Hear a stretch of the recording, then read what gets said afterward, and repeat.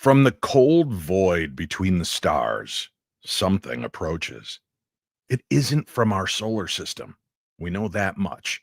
It's cutting through space at an impossible speed, leaving scientists whispering, this shouldn't be here. It's called 3I Atlas, the third confirmed interstellar visitor ever detected, and the third in just the last 10 years. But what is it? A frozen chunk of cosmic debris from another star? Or a message in a bottle from intelligence far beyond our own? If it is alien, what does that mean for science, for faith, for the way we see ourselves? And if angels, gods, and visitors from the heavens have always walked among us, could this be another chapter in that same divine story? We cover that tonight, right here on the Paranormal 60 with my special guest, Mark Lanoue. I'm not gonna stand here and listen to this baloney. He won't float. He doesn't stand for baloney.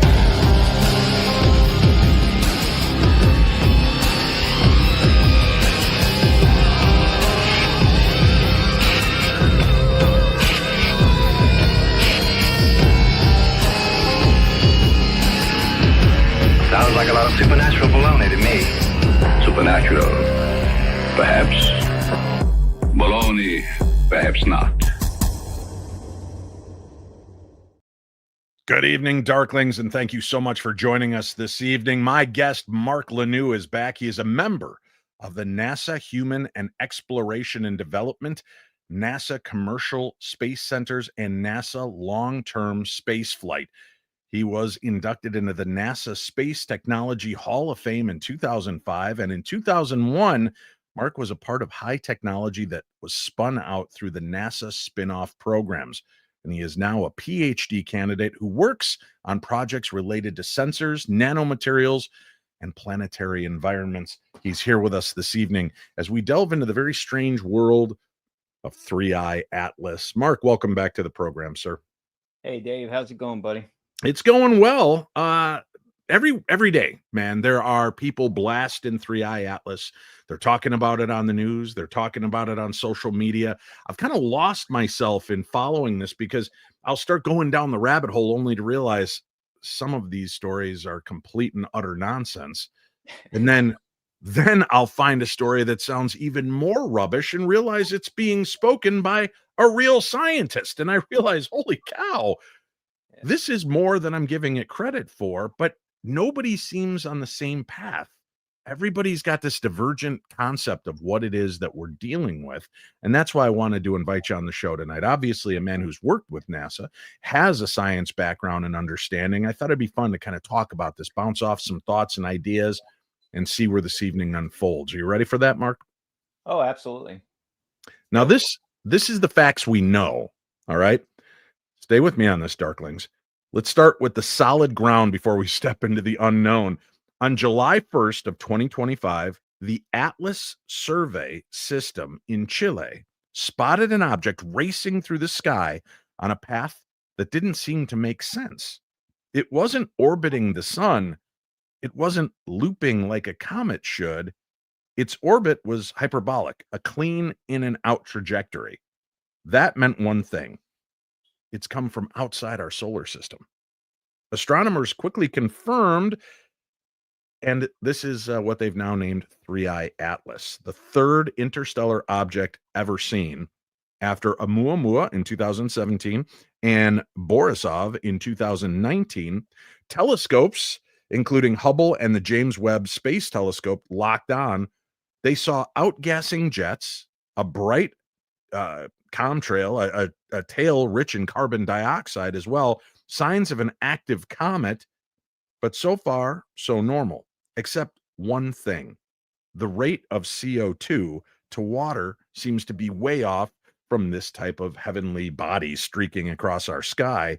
It's higher than anything we've ever seen before, and that's raised a lot of eyebrows, Mark. A lot of people, I think, are confused by this, and it doesn't help that you've got lay investigators, you've got the lay astronomers that are watching out through their telescopes, trying to make sense of this, reading the news, reading between the lines of the news. We are in a strange political climate right now. And although we're not going to talk politics, we do have to wonder what is going on, and are things being pushed aside? Is this being brought to the forefront to distract us from other things? That is part of one of the theories, part of the conspiracies that are going around. Um, Greg on the show a few weeks ago brought up, isn't it interesting that our president has called in National Guard troops to some of the biggest cities in America as this thing is approaching and coming closer? And some people are talking about the fact that it is an alien craft, or from a theological perspective, it could be the second coming. It could be some kind of God creature being making its way through the universe to us. Here's where it starts getting weird for me. And I would think if it's some kind of intelligent force, some kind of intelligent craft, why is it looping around the sun? Why didn't it just come straight to Earth? Well, yeah, that, and I can see why there's all these, theories and conspiracy theories, and politics itself is going to be involved. I mean, politics is involved whenever you get funding for NASA. I mean, you change Right. to different administrations, you get funding that changes up. So there's always politics involved, and then you got the people that are always like uber watching the politics, just like the scientists and theorists are watching this come around through the solar system. But there's also, I can see why people would think that way, because it's different than your typical comet, just like Oumuamua was. But it's also very large. Its nucleus is really big, and its behavior is different. And quite frankly, its makeup is different. So I could see why people would have those kind of theories, as there's this big thing. It doesn't act like a normal comet. And you brought up earlier, it's the third object, Interstellar, and of course the Atlas having to do with the terrestrial system that looks for warnings of other objects out there. But it does behave differently too. I mean, it's our planets are they rotate differently counterclockwise than this actually has a rotation that's clockwise. So it's different than the typical things that you see that come within our solar system. So in a sense, Three-Eye Atlas is swimming upstream.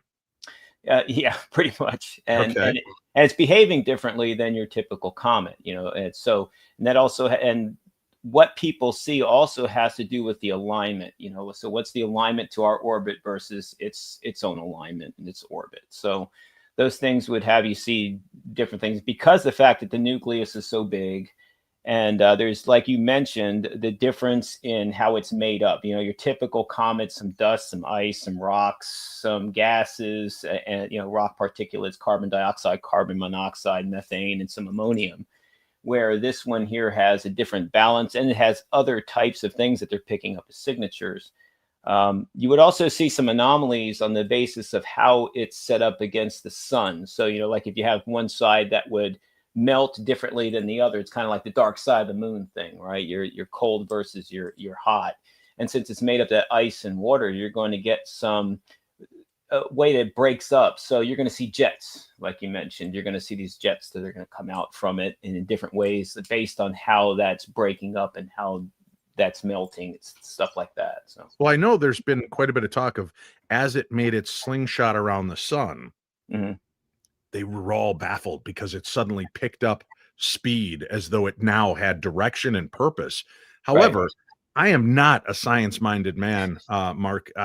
Play-Doh confounds me, and the smell of it is wonderful. What does jump to mind, though, is it's passing by the sun. It's closer to the sun, and we on planet Earth can feel and detect those waves from the sun, the kind of explosions that take place. So if something is flying by it and it's made of many different components and there's ice and gases on it, as it heats up, of course it's going to start to speed up because it's burning off that energy, right? So that to me didn't sound so unusual. However, they said that it seems to change trajectory. Now, help me again with the science of this. I understand our universe works in a certain way because of gravity, because the moon is within the right gravitational area between us and the sun and Mars and Mercury. Everything is where it needs to be, and it's all being held by gravity. So if something smaller is passing through, Mm. why is the gravity of the sun not deflecting it or changing its trajectory? Why is it not getting caught in our gravitational orbit? Why is it not conforming to us if it's not an intelligent force? Well, it's also what it's made up of too. Like for instance, unlike the other comets and stuff, you have an imbalance or balance, you say, of nickel and iron that's related to this particular object as well. And it also is going to behave where it's going to pick up a lot of space debris. So you probably won't see as much of a tail as well. And it's also said that it's like 7 billion years old, which is, most of them are more within like the 3 to 4. So this object's a lot different than a lot of the other objects that we deal with. So I know we're not going to get into a big physics, kind of project here on our 1 hour podcast, but anything it all has to do with what these things are made up of too. So being so different, it may have also different. It's obviously going to have different behavior. All right. So you bring up a really cool and interesting point for me. Now, we brought up Hubble. We brought up the James Webb Space Telescope, which can look at the ass end of the universe and tell us how long ago the Big Bang happened, right? Yeah. We can look at nearby galaxies and far away galaxies. Why can't we get a solid enough view of this that we could tell if it's a craft or a giant flying rock? Then the other problem I have with this is you're breaking down for me the components that we do know about this. How do we know what it's made of if we're not seeing it clearly? I understand that we're going to get some of the idea from the type of gases it's putting off, from the type of propulsion it's showing, from the interaction it's getting from heat and deep space. But if we're able to get that kind of information, and we've got two of the most powerful telescopes ever created focused on it, why is there any conjecture about what this thing is at all? Well, you got to also break up the differences between spatial resolution and thermal dynamics and spectral resolution. They're all different, and you're going to get different responses back. So it's easier to read what something might be in some cases than seeing what it is. So, and also you're dealing with atmosphere. And that really affects the spatial part of it. It's kind of like when they're taking pictures of planets, they have to take like 1,000 shots of it or 10,000 shots because the atmosphere causes it to go out of focus. And you kind of have to add those together, come up with the math so that they become really sharp. And so a lot of times, for example, all the other conspiracy theories come in where you start getting flat earthers and we didn't go to the moon because they see that kind of aberration around the multiple math around that particular object, and they say, oh, see, it's a JPEG. And so it's been doctored. So all those, because people don't understand the physics between wavelength, how long a wavelength is, the energy of that, what that means in the electromagnetic spectrum versus the spatial detail that you get on a digital device versus etc. Pinhole, all that kind of stuff is a whole other. And again, 60 minutes on your podcast is not giving us time to go into a lot of that.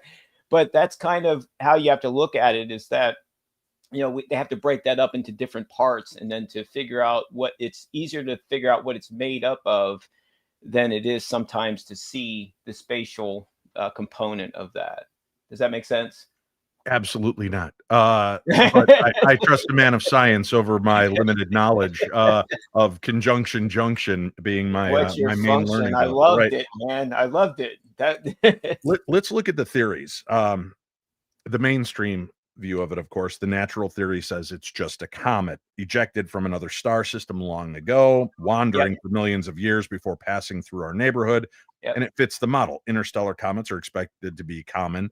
We're just finally able to detect them. But then there are the anomalies, as we've touched on, the brightness, the gas ratios, the way it seems to have flared and then quieted again, the strange, almost deliberate angle of its approach. Sound familiar? It's the same kind of head scratcher we saw with Oumuamua. Right. It's a carbonyl sulfide, where you're getting the kind of the flammable kind of fiery part of it.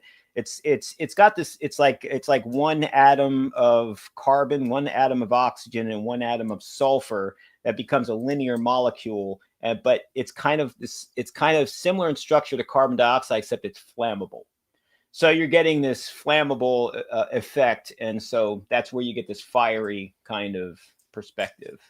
So. And looking at Oumuamua, right, it also falls into the category of no one could explain its acceleration. Mm-hmm. There's no tail, no debris, mm-hmm. and it's sped up as it left. Right. So again, that's strange, right? Because it's getting further away from a heat source. It should be slowing down, as opposed to, okay, we've done our drive-by. You know, it's like you and I driving in our car as teenagers, looking in the cute girl's house, and then when we realize our mom's looking, we take off, right?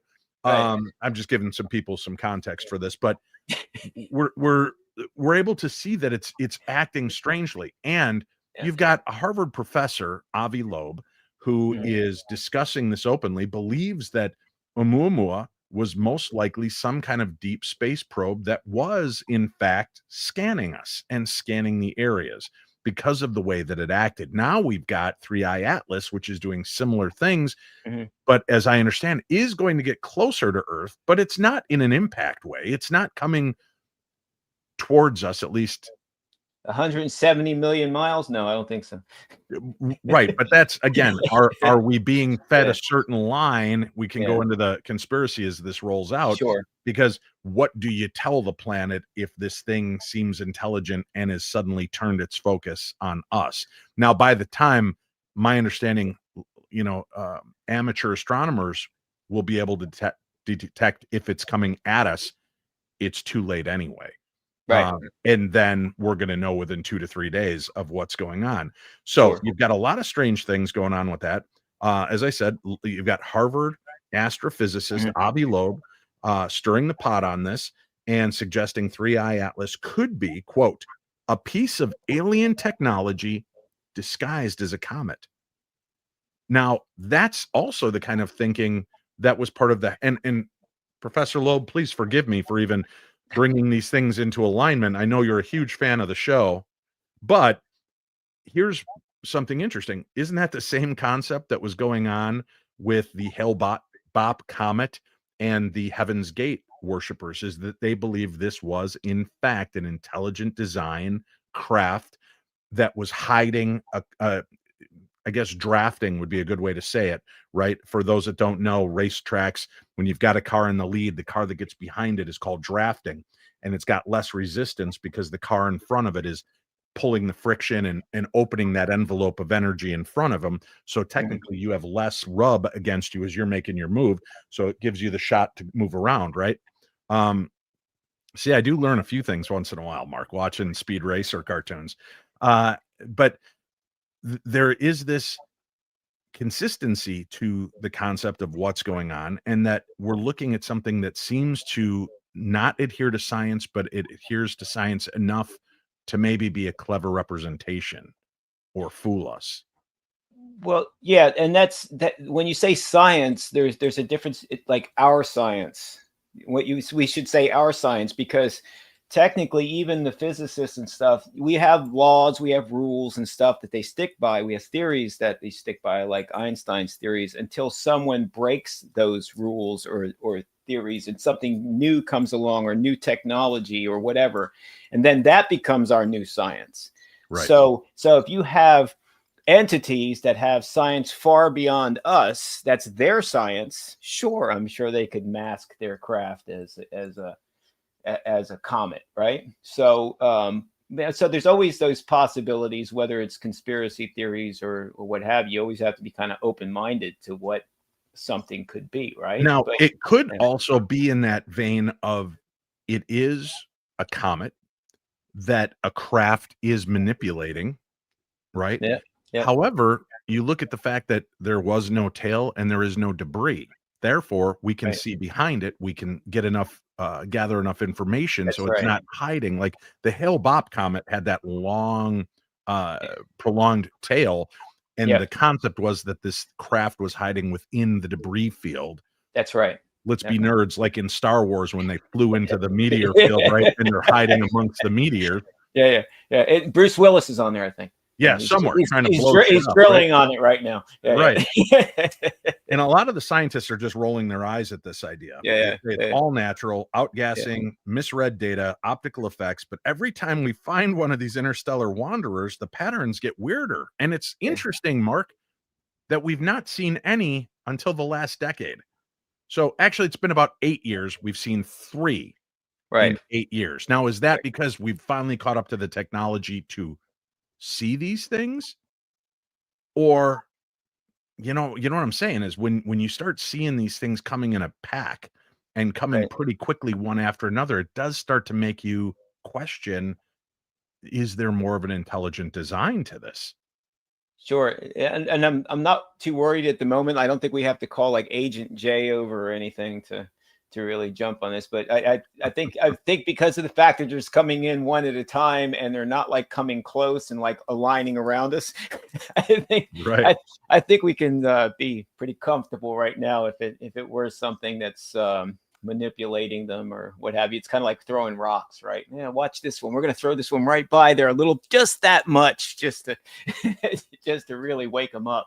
And get a feel for how are they going to react, which again is part of one of the conspiracy angles, right? Sure. Each one seems to be passing a little closer, giving us more intel. Are they then watching how we react to that so that when they do make their final approach, they have a pretty good concept of, okay, we've kind of numbed them, right? It's like the slow, steady upgrade of Night of the Living Dead to Yeah. Halloween to Hostile, right? The aggression has changed, and we've gotten kind of used to it. So by the time it's coming at us, we're a lot more like, oh, whatever, big deal. The last 3 were nothing. So then this 4th one, if there is one that comes at us, maybe we're not as concerned, we're not as worried, or it can pass by even closer, each time gaining more intel on us, which is what I would think would be the best idea. Native tribes would do that in researching the people that were coming into their land. I know my grandfather, who was a World War II paratrooper, he was a sergeant with the 82nd Airborne. He would talk about dropping into the perimeter, and you move around the perimeter to get a good idea of what's going on. Then you can radio in so the next group can come in closer, and each one is detailing as it gets closer and closer to the main target. So there is a military element to the way that this could be perceived as well. Sure, but it's kind of funny when you're bringing that up. I'm just thinking, like, on the Mark, other I'm going to side. need you to sound more excited when I have a theory, man. I'm excited about the theory, but then you made me think about something kind of funny. I was thinking from the academic approach. On the other side, there's some alien student that's going to a conference and showing how they fooled everybody by adding other gases to this. Right. I really threw them off on this one. Look Yeah. how they're behaving. They're even fighting with each other, and it's messing with the politics all at the same time. This is freaking awesome. On the next pass, let's put methane gas as though it has been eating corn and roast beef, so that it really confuses the human race. So I'm going to ask you, our viewers, our listeners.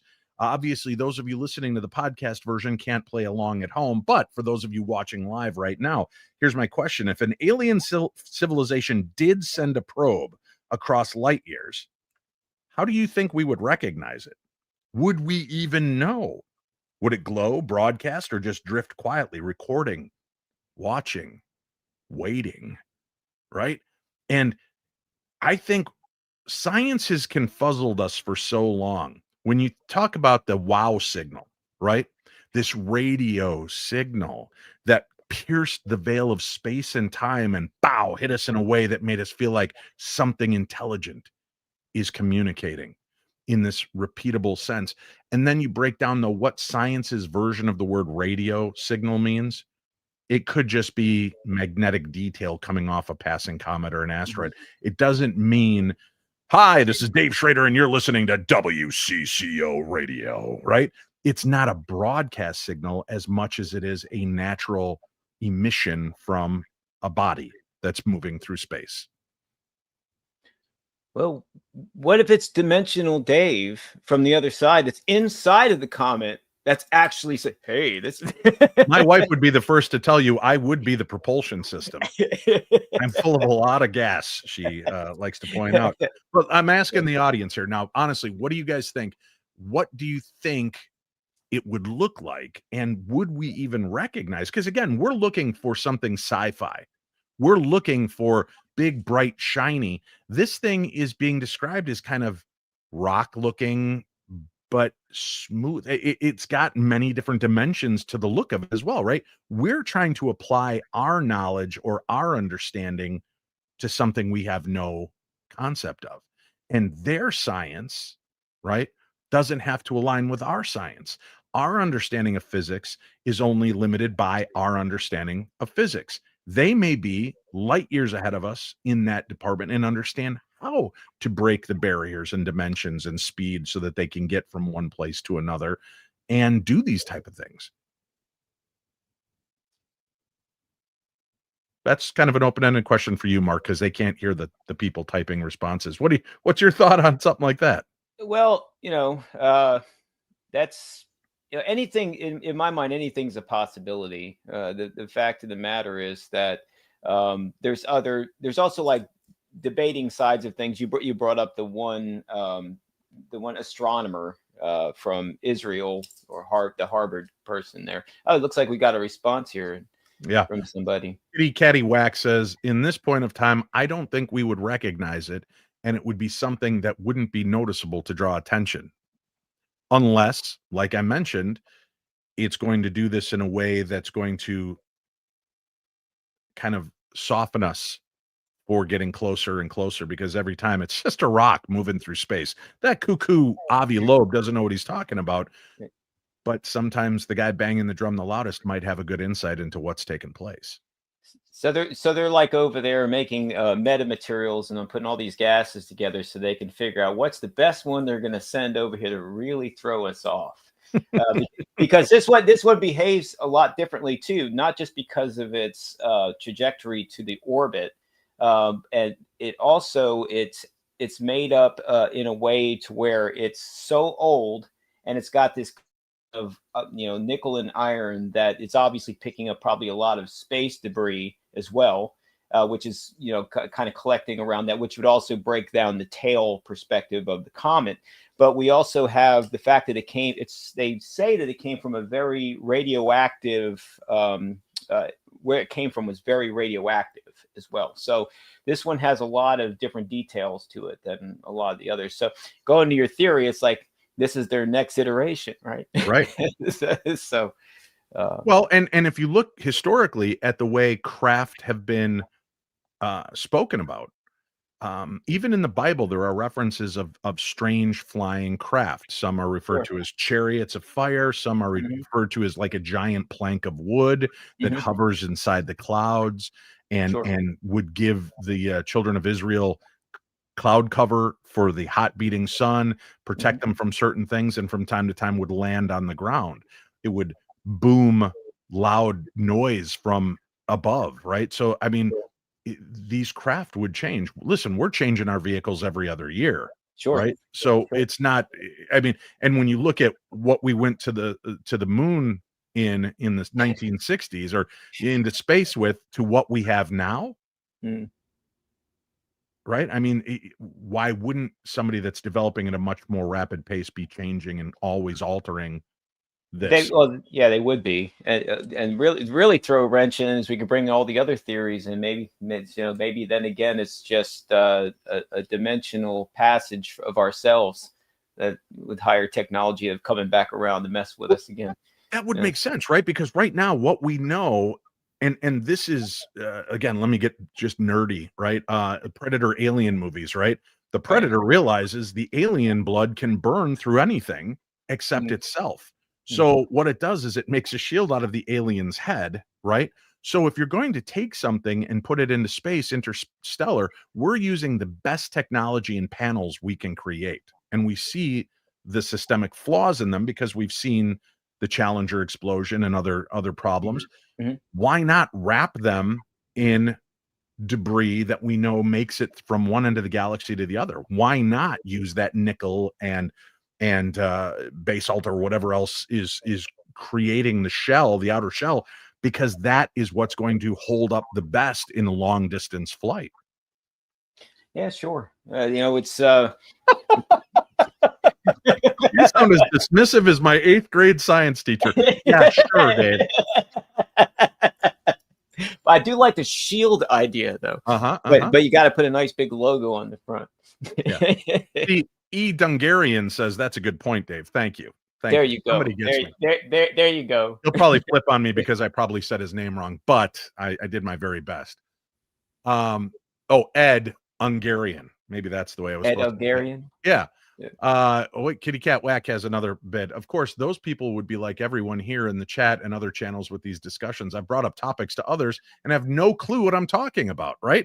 And that is kind of what we're dealing with. This is all speculation, even from the science world. And I want to come back to Avi Loeb a little bit later on in the discussion. We do need to take a quick break. We'll come back. Our guest, Mark Lanoue, a man who knows a few things about space and has worked with NASA for quite a long time. And as a matter of fact, is in NASA Hall of Fame. Big shooter. Yeah, that's pretty cool. We're going to take a quick break. We'll come back. We'll discuss more about 3i Atlas, alien observer, or something else. We'll discuss that right after this.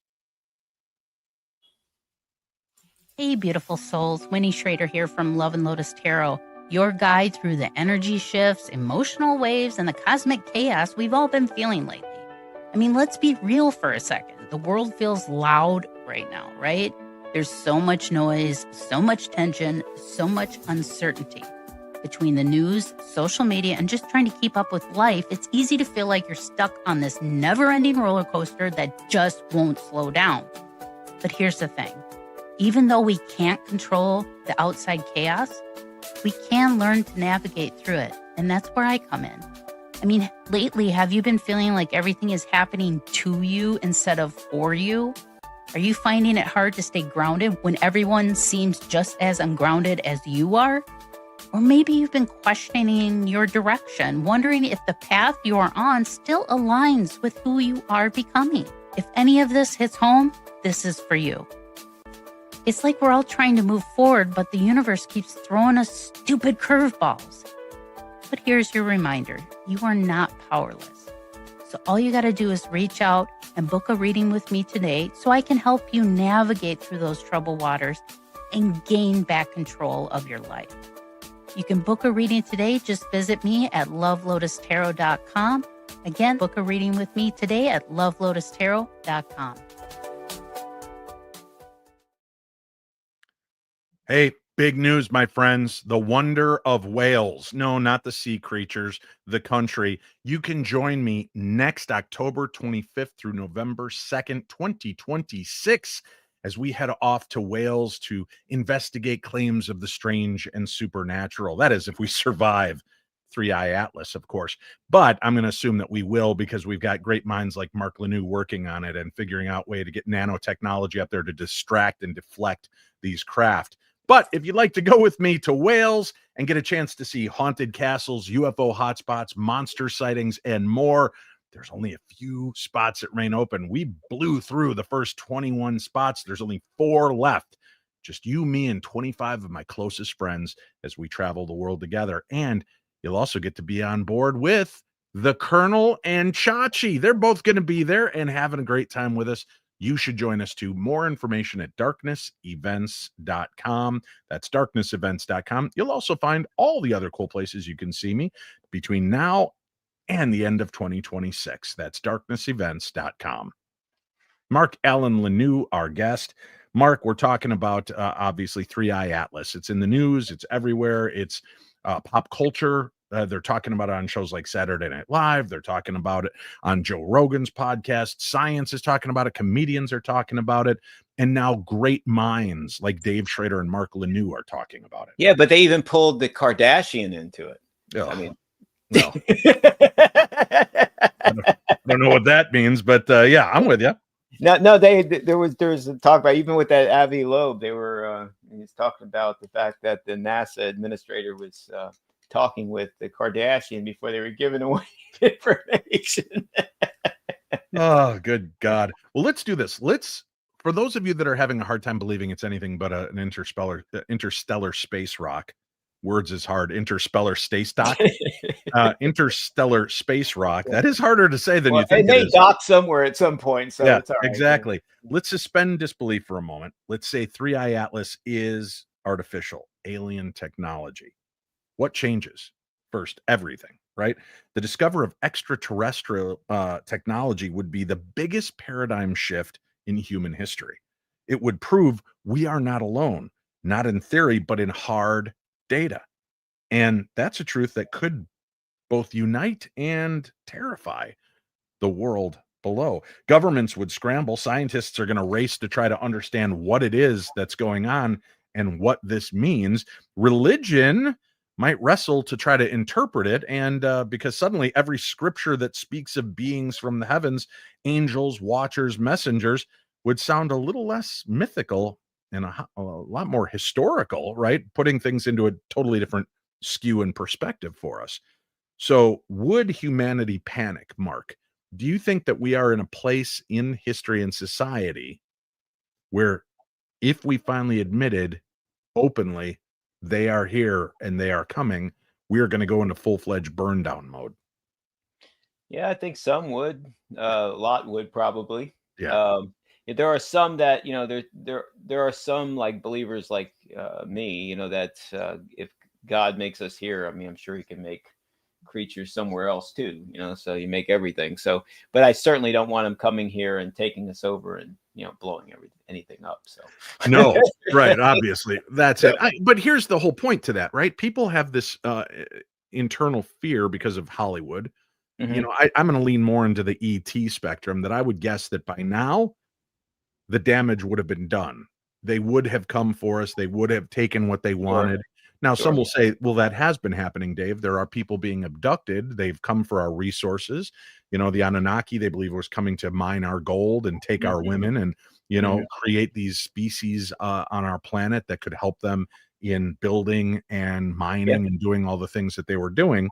So this, in a sense, the biggest thing we go back to is the enemy of my enemy is my friend, right? This, I think, would unite the world, very similar to what happened the day after 9/11, when the whole world briefly were Americans, right? Around the world. Flags were up. Yeah. People were more about, wow, if they're vulnerable, we're all vulnerable. I think the world would come together very quickly. But to what end? Hopefully not in a panicky sense. I was just reminded, I was watching classic Twilight Zone last night, and I just watched To Serve Man. Brilliant episode. Fascinating way to examine the way we would respect the coming of these beings. We would open ourselves up to it, maybe even a little too willingly, without fully understanding what it is we're agreeing to, right? I think there's kind of a magic to it, though, that if they had wanted to really destroy us, I think that would have been put into play. That would have already taken place by now, because we're pretty soft, spongy group of people that they, at this point. Especially now. Yes. Yeah. And with the release of the McRib again tomorrow, November 11th. Man. They're going to come take that. Spongier. That's it. It's over. That makes sense. Oh, my God. November 11th. The McRib returns for the end of this month. And when does it get the closest to Earth? Yeah, I think it's in prophecy, right? It's, you won't know the day, but you'll know the season. And I think it's the McRib season. Yeah, definitely. It is. To everything, turn, turn, turn. Slacktastical says, "Why would they kill us? We're free slavery." But what can we do for them, right? I mean, they're higher technology. McRibs, we just explained it to you. Make McRibs for them. That's right. Yeah, there you go. Yeah. Service driven. I think what's really interesting too, for the longest time, the theory has been that we are hiding the concept that alien life exists because it would conflict with what the church doctrine and dogma would say. However, we've also seen in the last 20 years, 3 separate popes come out and say, I don't think it's too bad to believe in another people on another planet, because a God, He is a good. I know they weren't all Yeah. Italian, but that's the And only they're kind so of skinny, huh? What you feed them? What do you why you not eat that, huh? manja. So you do have to consider the fact that, right, that 3 popes have come out and said it's okay to believe. It's no one you don't have to worry that you're sinning to believe that there is life elsewhere. Our God is too good, our God is too powerful. So it almost seems like the church is trying to get ahead of disclosure.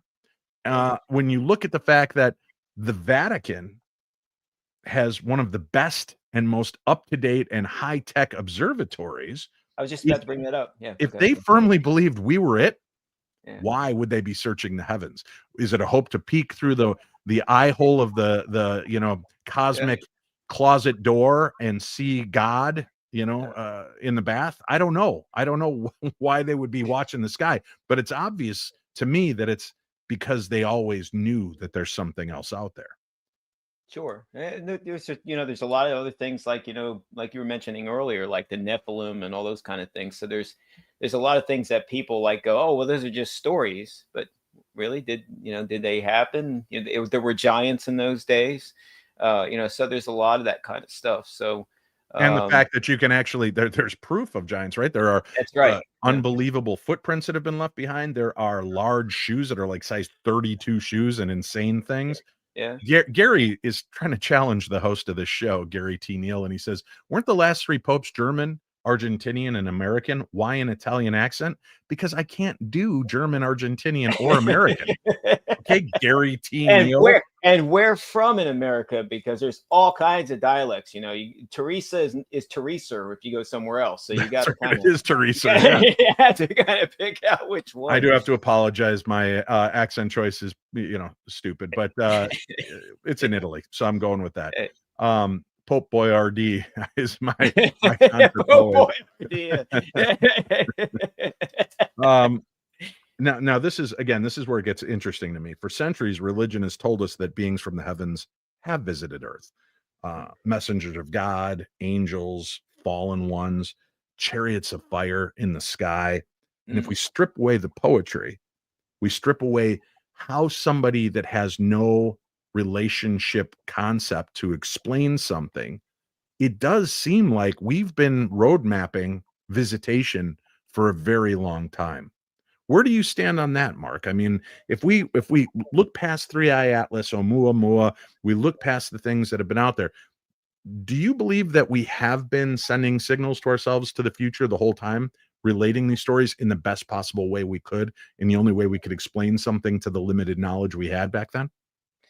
It is possible, but I also look at things in a way like we were talking about earlier. Is you have your many components. So you have the political component. We've always had political components and things, and we've also have when you think about like physicists, your typical physicist or engineer, I call them the box people. So they're always in this box, and until somebody on the outside of the box changes something that comes in the box, it just remains inside the box. So you kind of have this dynamic that's what's being covered up, what is believed, what has changed that then becomes part of the belief, what becomes part of the belief of the science, and then you got the religious component. So there's all of these moving parts. And so that's why we all sit here and have these debates and these talks and stuff, because some things are covered, some things aren't believed because it's not in the box. And then you've got these other people that are the outliers that are coming up with these other possibilities. And then, there's some of us that believe in the fact that there's other things that could be created and that there's a dimensional component to time. And so all of these things kind of come together. And that's why we have these lovely conversations about what that comet could freaking be. Sarah Shaw throwing $2 our way. Interesting show tonight. Thank you, Dave and Mark. Thank you for listening and being part of the audience with us, Sarah. We appreciate that. It's interesting because of your accent, actually, quite obviously. Frankly, that's where all the interest is coming from, is that. I didn't want to take all the accolades for that. So maybe the divine and the extraterrestrial, maybe they've always been intertwined. We talk about the heavens, we talk about things coming down. There are members of the Bible that Ezekiel, was it Isaiah, Moses, that went up. No, it was Enoch. They didn't die. they didn't transcend. They were beamed up. They were taken. Right. They walked with God and they were taken. And Right. that's Moses actually died, but you're right. Enoch is one that definitely went up for sure. Yeah. Yeah, and if we are made in God's image, who's to say what God's image truly is, right? I mean, Yeah. there is something called metamorphosis and evolution, and what we started off as may have been in God's image, which may be closer to what beings are on other planets that evolved in a different way, right? So we may have all evolved, and when you look at the fact that interstellar space beings have larger heads, larger eyes, smaller mouths, things like that, it could be because there is less light where they're from, so their eyes have to adapt and be bigger. They're obviously adapting by having big, giant, bald heads because they're so damn good looking. So there's that element And that to it. complexion. Oh my gosh. Yeah, that's what I'm saying. I think religion-wise, I think we are at a point in history now, Mark, when we would accept this concept better than ever. And I think that the narrative is already being woven beautifully into this tapestry of possibility by both religion and science in a way that is not glaringly obvious, but both are evolving in the way they're expressing their concepts and thoughts to us. They're neither are dismissive of it anymore, although both have and hold their own ideology of it. They are coming together, right? We're seeing a nexus point. Yeah, and all that adaptation is, also based on environment. Just even just what we talk about, the comet, where it came from. It came from a highly radioactive area. It's what it's made of all the environmental factors that change what it is. Here on the Earth, if you're from a place that's really hot, you're going to have more surface area, larger nose, so that you have air that flows through. You're going to have more wiry hair so that you can radiate, because it's a heat, right? So that's all part of the process. And over time, you have that adaptation and that environmental change based on your environment around you. So, yeah. Edelweiss from the chat room says, not only the Bible mentions heavenly objects, but so do the Mayans and the Native American cultures and the Egyptians and the Aztecs. Yep. There have been many different cultures that have talked of the sky people that have come down. And That's right. They're independent of one another, although some coexisted at the same periods in time. And we see pictograms and cryptograms and the art on caves, even from our oldest ancestors, that can draw what man looks like, can draw very clearly what buffalo, horse, and giraffe look like. And then you see these beings that don't fit any scope of our understanding. The Hopi, Right. for example, Yeah. No, we understand them, Mark. Do we? So religion's there. It seems science is leaning into it a little bit more. Government has leaned into it with the disclosure that's going on since 2017 and the release of the footage that we're seeing of the Tic Tac and the many different craft that are out there and continue to be shown. There are ongoing trials and hearings that are taking place where we're examining these concepts a little bit more deeply, more profoundly. And it's interesting in a current environment when we are paring down, in the opinion of some of the political leaders, we're paring down things that are a waste of money. They haven't begun paring down the search for extraterrestrial life yet, have they? They haven't pared down the hearings, the congressional hearings, the Senate hearings about what's going on in our skies. To me, that says something pretty big as well.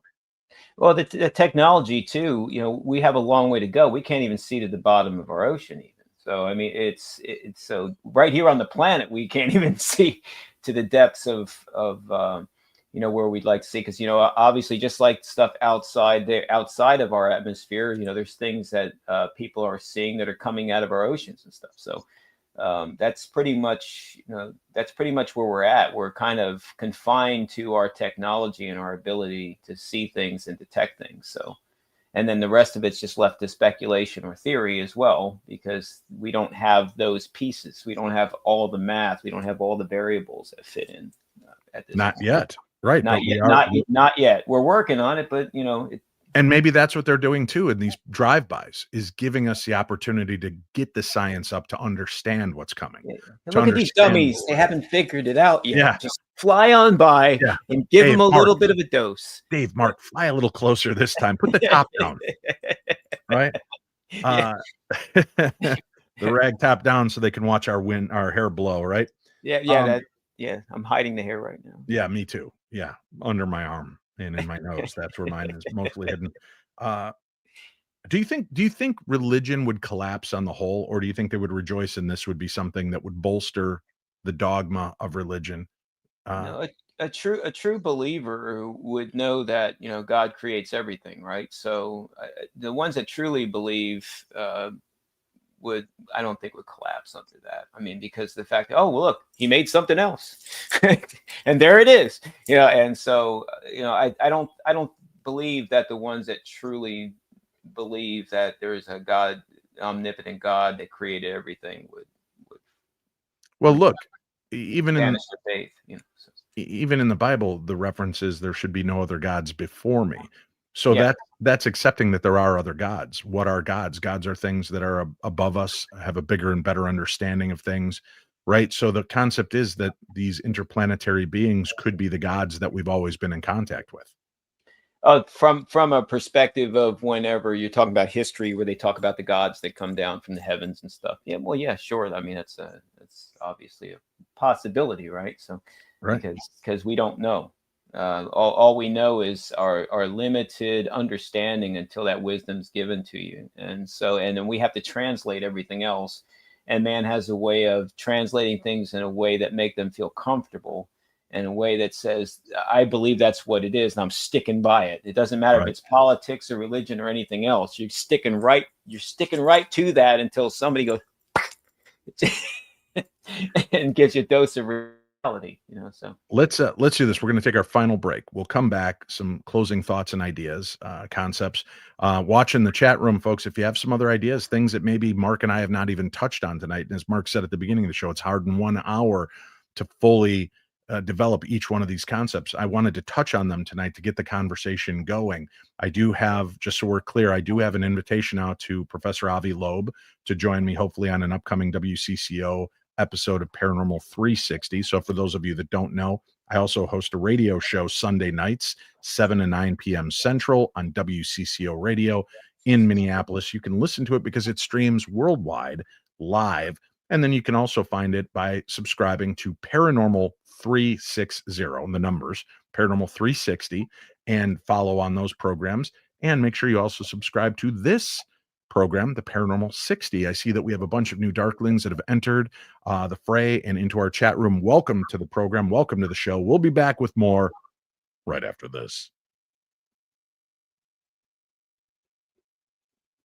All right, we are back. Things are coming to an end.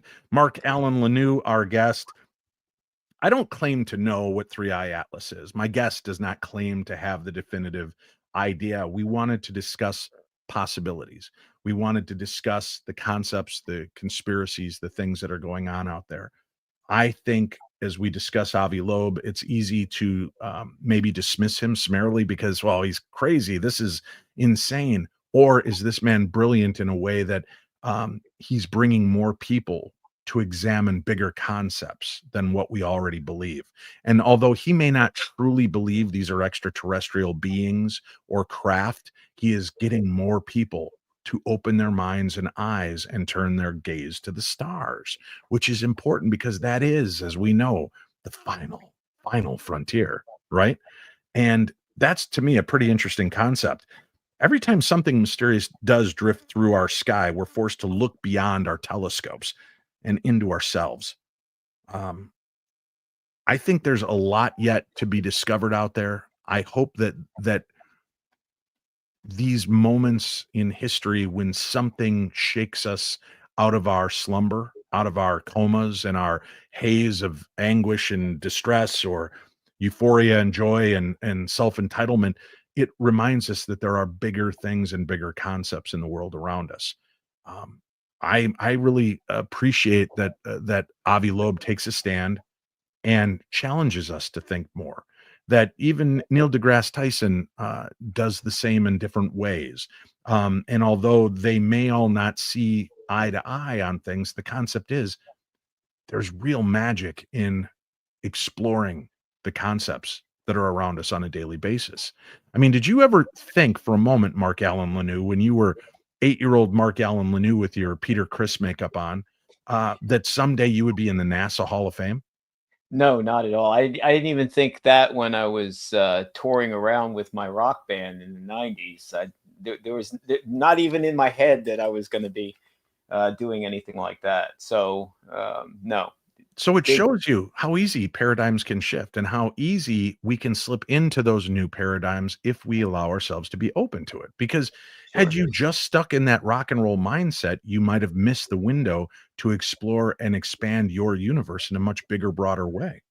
Yeah, and I do like people that, bring up other alternative concepts and things like that, because I'm not that person in the box. I'm the one on the outside that says, "Hey, but what about that?" And it's up to them to disprove that. So, it's like I like people like that. I also like, Michio Kaku, who also has his specific science understanding of things as well.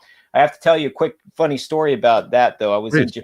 I was in Japan, and I was traveling there for one of the governors of Mississippi, and I was at an aerospace conference, and I'm there with all of the Tokyo, the Japanese with the nice little black suits with the real short haircuts, the business haircuts. And there's Michio Kaku across the way talking to somebody with his long hair down back to here. And I said, "Hey, man, I see that guy all the time on the Discovery Channel and stuff. He's really awesome." And they were like, "Yeah, hippie."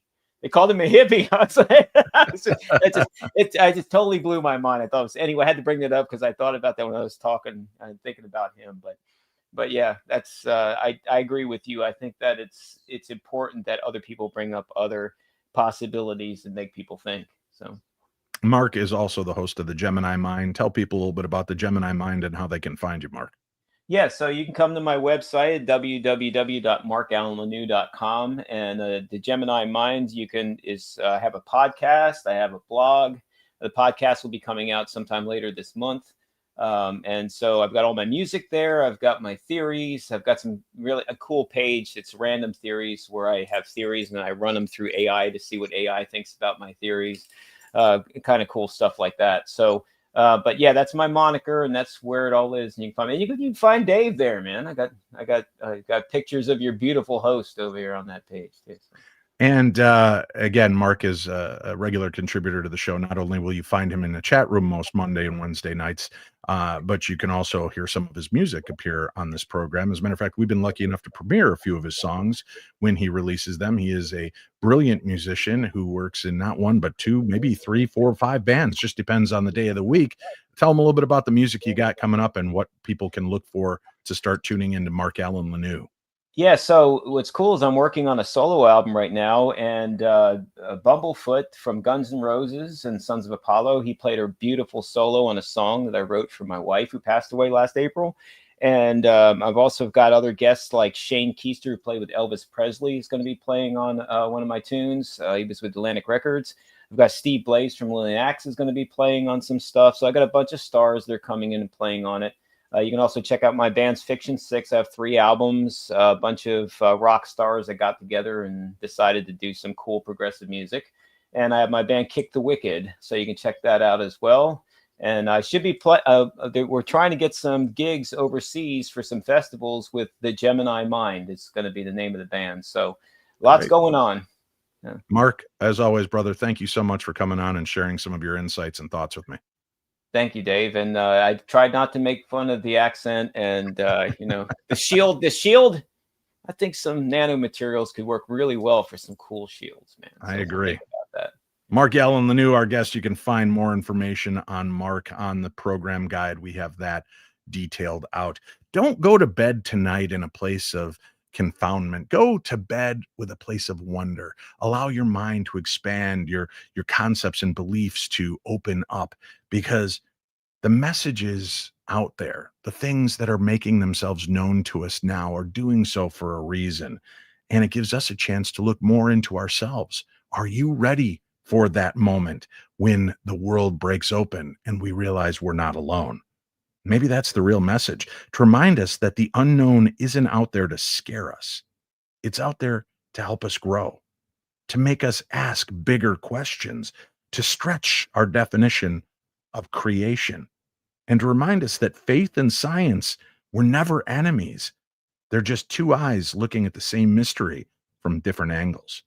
Whatever Three Eye Atlas turns out to be, whether it's a rock, a relic, or a revelation, it's a reminder that our little blue planet is part of something vast, ancient, and very much alive.